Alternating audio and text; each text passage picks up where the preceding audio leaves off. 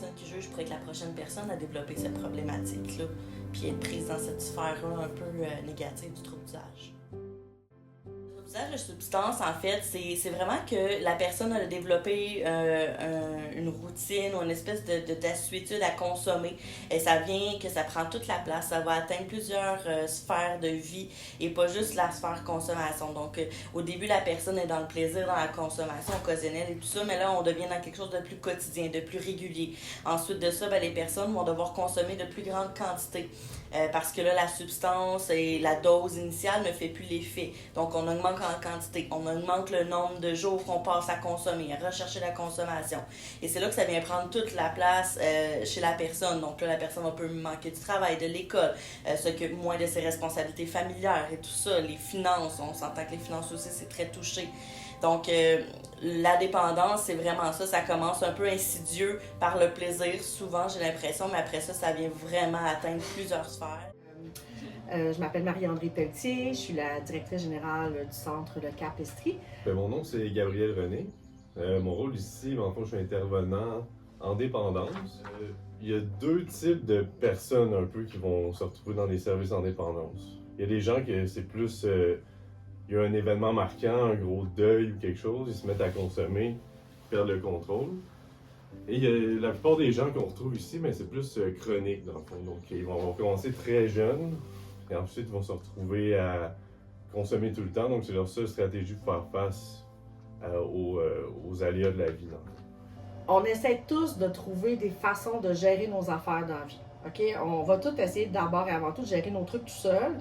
Puis la consommation, la bière, l'alcool, le cannabis, les amphétamines ou quoi que ce soit, ça répond au début. Tu sais, ça va faire la job parce que ça va fonctionner pour un temps.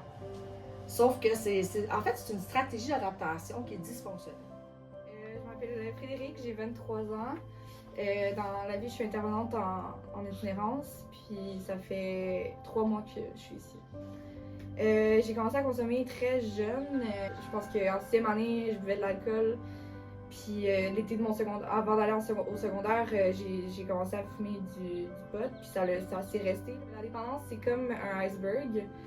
C'est la pointe de l'iceberg, c'est la consommation, la dépendance, puis en dessous, tout ce qui est en dessous de l'eau, c'est un énorme morceau de trauma, de blessures, d'échecs dans la vie, de moments difficiles, d'événements traumatiques, tout ça, puis ce qui mène au final à la consommation. Mais ça, c'est tout ce qu'on voit de la personne, c'est sa consommation. Fait qu'il faut prendre le temps de la connaître réellement parce que c'est là qu'on sait qu'est-ce qu'elle vit. Et qu'est-ce que la stigmatisation? Bon, la stigmatisation, tu sais, c'est vraiment, on va porter un jugement. On va porter un jugement sur une différence, sur quelque chose que nous, on n'est pas habitués. Ou qu'on veut juste pas voir, on veut juste pas le gérer, on veut juste pas le savoir, fait qu'on fait de l'évitement, on stigmatise. Les gens qui ont une dépendance, ils sont plus enclins à se retrouver stigmatisés dans la société. Encore plus si on a d'autres stigmas associés à notre personne, donc si on est une personne trans, une personne homosexuelle, une personne noire, là on amplifie. Donc c'est un facteur de maintien dans la dépendance. Ça les maintient dans la dépendance, ou ça empire la situation. Je m'appelle Jessie, j'ai 39 ans, dépendant. Dépendant. À quelle substance? L'alcool. Là, j'ai fait pas mal un peu de tout, là, plus jeune. Là. Toutes les drogues, je les ai essayées, mais vraiment aujourd'hui, c'était pour l'alcool. Au début, je te dirais, c'était vraiment pour essayer. J'ai adoré ça. J'étais quelqu'un beaucoup sur le party. En 2008, mon meilleur ami est mort. Fait que là, j'ai commencé à consommer, mais pas pour les bonnes raisons.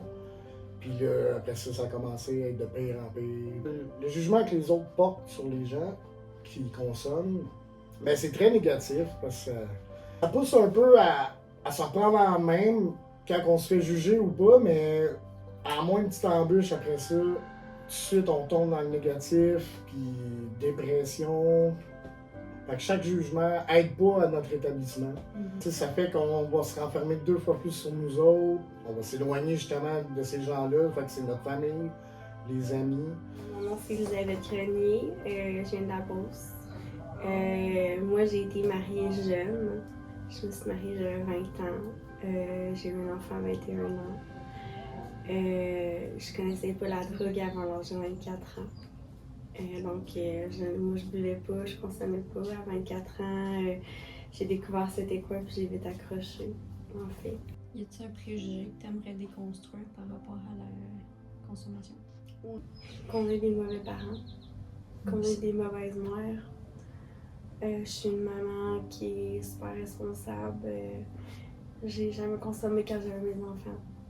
Puis quand que je voyais que je commençais à dépressir, j'ai eu la chance de pouvoir demander de l'aide à mes beaux-parents puis à mon ex. Puis c'était quoi, genre, les principaux éléments de préjugés que tu pouvais entendre? Tu sais, que tu as un choix d'aller consommer, que s'ils veulent arrêter, ils ont juste à se donner un coup de pied dans le cul, ou c'est facile d'arrêter. Au final, c'est des années de blessures qui s'accumulent, puis la consommation, c'est un bandage que tu mets sur tes blessures temporairement. Puis c'est tellement plus compliqué qu'on pense pour arrêter. Parce qu'on n'est pas juste des consommateurs, on est des personnes. On a une personnalité, on est quelqu'un. On est des personnes qui sont attachantes, on est des personnes qui sont gentilles, des personnes qui ont du cœur. Puis aujourd'hui, en voyage cheminement que tu as fait ou que tu entreprends, comment tu te sens face à ça? Très bien. J'aurais pas pu m'en sortir, j'aurais pas fait ce cheminement-là. Fait que, en gros, ça m'a sauvé la vie. Parce qu'ici, c'est facile d'arrêter de consommer. On est en sécurité, on est encadré, on a des intervenants géniaux qui nous aident dans tout à cheminer. Fait que oui, sans le centre, je pense que ça n'aurait pas été possible.